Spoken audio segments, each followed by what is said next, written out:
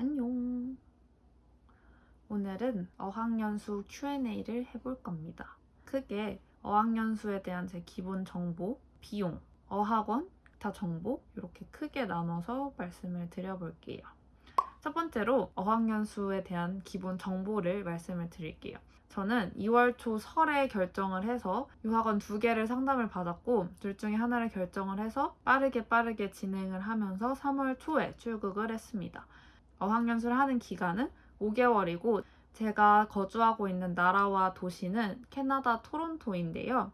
제가 캐나다를 결정한 이유는 미국보다 싸고 호주보다 안전한 느낌이었습니다. 영국, 아일랜드 이쪽도 생각을 해봤는데 제가 미국식 영어를 배웠기 때문에 그쪽으로 가는 게 조금 더 좋을 것 같다고 생각을 했습니다. 도시를 결정한 기준은 2가지가 있는데요. 유학원에서는 대도시 혹은 자연 친화적인 곳, 눈 혹은 비 이렇게 차이가 난다고 말씀을 해주셔서 저는 일단 비가 정말 싫고 어차피 코로나 때문에 학원 내 액티비티는 기대할 수 없을 것 같아서 토론토를 골랐습니다. 그리고 3번째 이유는 저는 나이아가라 폭포가 보고 싶었어요. 그리고 제 비자 종류는 6개월 미만으로 머물기 때문에 관광 비자를 받았고 따로 학생 비자를 준비하지 않았어요. 그리고 2번째, 비용입니다. 비용은 출국 전 비용, 어학원 비용, 생활비 이렇게 나눠보면 좋을 것 같은데요. 출국 전 비용으로는 보험, 비자, 여권, 국제학생증, 운전면허증, 신속항원 검사, 비행기표 이렇게 들었고 보험은 유학원에서 추천을 해주셨는데 제 기준 너무 비싸가지고 안 했습니다. 교환학생 갔다 온 친구들한테 물어보니까 인터넷에 그냥 유학생 보험 치면 여러 개 나온다고 거기서 네가 확인해서 선택하라고 해서 저는 제가 하나하나 다 확인을 해서 이렇게 표를 만들어서 비교를 해서 골랐습니다. 사실 가격은 거기서 거기고 저는 18만 원 정도로 되는 보험을 선택을 했어요. 그리고 이제 관광비자 발급비가 7불, 약 7천 원 정도 들었습니다. 그리고 여권, 저는 여권이 만료가 돼서 이번에 새로 바뀐 여권을 발급을 받았고 5만 3천 원이 들었습니다. 입국 심사할 때 그 심사관이 이 여권이 파란색이냐고 물어보는 거예요. 그래서 최근에 디자인 바뀌었다 이러고 이런 거 물어봐서 조금 신기했습니다. 그리고 국제학생증을 발급을 받았습니다. 2만 4천 원이었고 국제학생증을 체크카드로도 발급을 받을 수 있는데 가능한 체크카드가 제가 다 가지고 있는 카드들이어서 그냥 정말 학생증 용도로만 받았고 근데 이게 북미 쪽에는 크게 의미가 없어서 유럽 쪽 가는 게 아니면 굳이 할 필요가 없는 것 같습니다. 운전면허증을 발급을 새로 받았는데 먼저 국제운전면허증이랑 영문 운전면허증이 있어요. 외국에서 쓸 수 있는 게. 근데 이제 캐나다는 영문만 있어도 운전을 할 수 있다고 해서 영문 운전면허증만 받았습니다. 그래서 이건 10,000원이 들었고 파출소가 아니라 경찰서에서만 발급을 받을 수 있습니다. 이게 더 찾아보니까 영문 운전면허증이랑 영사관에서 운전 경력 증명서를 받아서 캐나다 운전면허증으로 교환을 해야 된다고 하더라고요. 여기에서 추가 비용이 발생을 하기도 하고 저는 사실 운전할 생각은 거의 없기 때문에 안 했습니다, 아직. 그리고 이제 신속항원 검사 비용이 들었는데요. 저희가 출국할 당시에는 캐나다가 3월부터 신속항원 검사도 받아줘가지고 더 저렴한 신속항원 검사를 했고 신속항원 검사 플러스 영문 검사지에서 4만 원 들었습니다.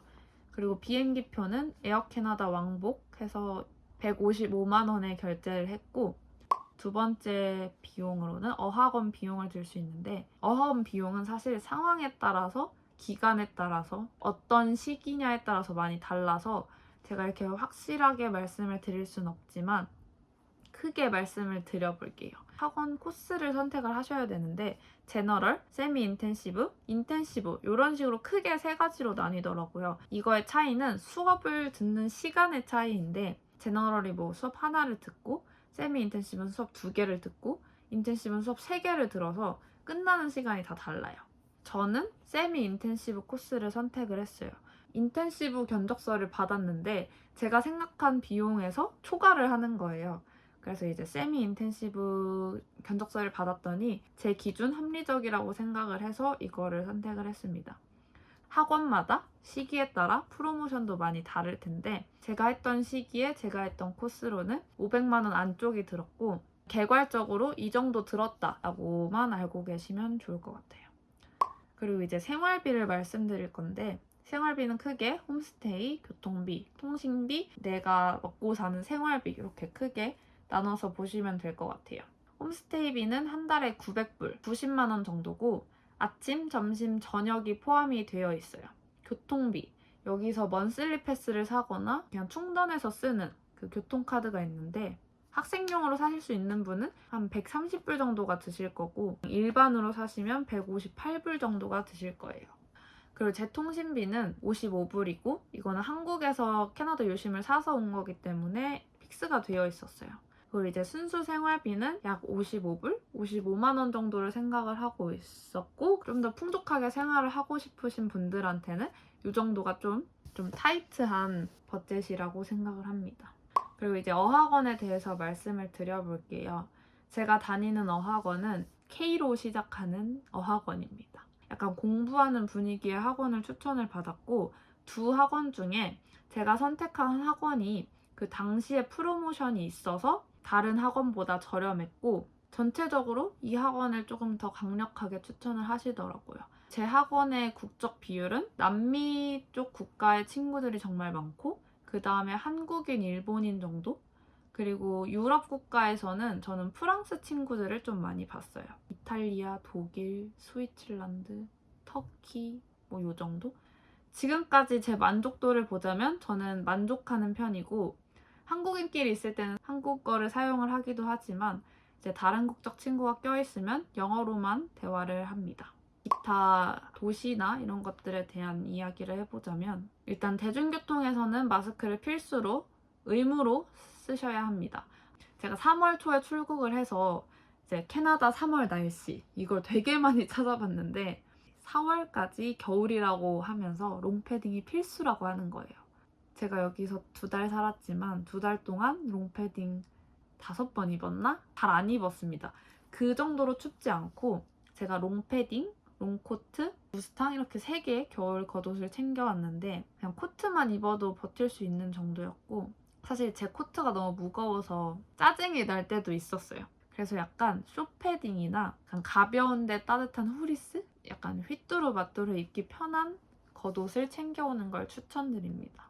3월 이후 출국이시면 롱패딩 비추입니다. 영어에 대해서 간단하게 말을 해보자면 저는 영어 회화를 잘하는 편이 아니에요. 어학연수 오기 전에 2월 달에 오픽 준비를 했고 IELTS를 받았었어요. 어학연수 온다고 영어가 드라마틱하게 늘지 않을 거란 거를 알고 있었어요. 왜냐면 많은 분들이 그렇게 얘기를 하니까. 오니까 더 크게 느껴지더라고요. 내 영어를 늘리고 싶다 하면은 오기 전에 어느 정도 알아듣고 쉬운 문장 정도는 만들고 뱉을 수 있을 정도로 만들고 오시는 게 좋지 않을까라는 생각이 들었습니다. 스피킹이 늘었다고 생각하는 시기는 지금보다는 오픽 공부를 한 달 빡세게 할 때 그때 더 많이 늘었던 것 같아요. 그리고 여기에 따릉이 같은 자전거가 있는데 그거는 신용카드가 있어야 탈 수 있다고 하더라고요. 그래서 저는 신용카드가 없어서 그걸 못 타고 있어요. 신용카드가 있거나 가족 신용카드를 가지고 오실 수 있다면 챙겨오시는 걸 추천드립니다. 렌트할 때도 자기 명의 신용카드가 있어야지 렌트가 가능하다고 해요. 따릉이가 타고 싶거나 렌트할 계획이 있으시다면 자기 명의 신용카드를 챙겨오시길 바랍니다. 제가 준비한 Q&A는 여기까지고 혹시 다른 질문거리가 있다면 답변해드리겠습니다.